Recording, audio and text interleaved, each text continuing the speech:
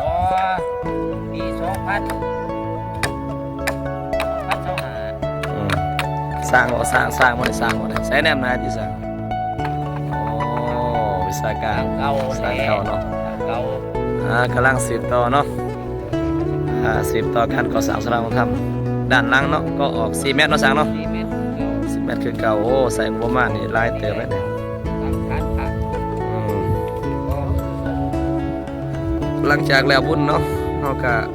ได้ขึ้นมาสืบต่อในการก่อสร้างสลาธรรมของพวกเราที่บ่ทันได้สำเร็จเนาะปัจจุบันนี้สร้างเฮากำลังมาเคิงหรือว่ามาขุดคุ้มเพื่อที่จะอันนั้นก็ออกเนาะที่ว่าญาติโยมท่านใดเห็นแล้วอยากมาขุดช่วยสร้างก็ได้เพิ่นว่าแต่ว่าเพิ่นก็สิจ้างอยู่ดอกเนาะ โอ้สิไล่ออกไปแล้วไล่ออกไปแล้วอันนั้นนะตมนี่ก็ไล่ออกสัตว์ตม เออ ค่า อ่า ก็จะเซา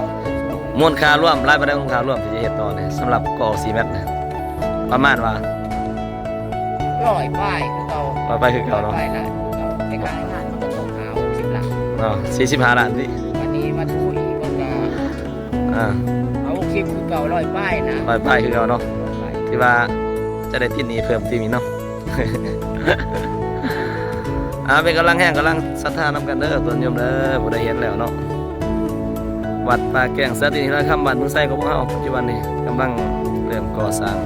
สืบต่อจากปีกายเนาะกำลังมืดนี่ศีลทั้งสร้างทั้งวัตถุต่างๆในบางอย่างนี่เนาะเห็นบุญไปนี่แล้วก็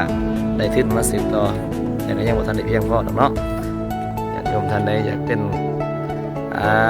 กำลังแห้งกำลังศรัทธาสวยก็เจริญพรได้เนาะบ้านเมืองไส้เมืองและแข้งสารวัตรเด้อกำลังสืบต่อก่อสร้างและก็ยังอีกมอนี่แหละเนาะจะมีการจัดบุญยังจ่อย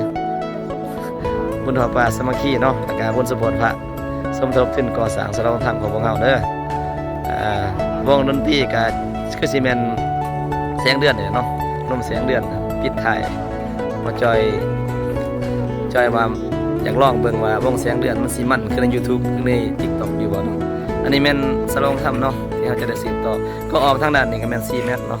4 เมตรจะเป็นห้องพระก็แม่นเนาะกำลังลงมือเฮ็ดในปัจจุบันเอาอย่าลืมฝากกดไลค์กดแชร์นะเด้อท่านผู้ชม